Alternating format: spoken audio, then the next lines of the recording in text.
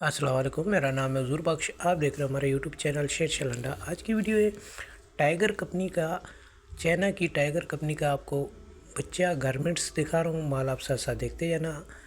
ताज़ा fresh container उतरा हुआ था तो इसी का आपको माल दिखा रहा हूँ।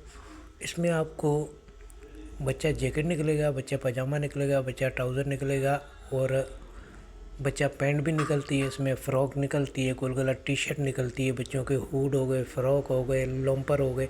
तो बच्चों के जितने आर्टिकल होते हैं वो सारे इसमें से मिक्स निकलते हैं।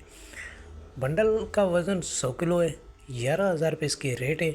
एक बंडल का आप ऑर्डर कर सकते हो। तो जिन भाइयों को भी ऑर्डर करना है अभी ऑर्डर करें, क्योंकि काफ़ी भाई होते हैं जो 5 दिन 6 दिन 7 दिन के बाद फ़ोन कर रहे होते हैं। तब तक ये वो ऐसा स्टॉक जो वारे का होता है वो डायरेक्ट सेल हो जाता है। तो अभी ये माल आ गया है चाइना का।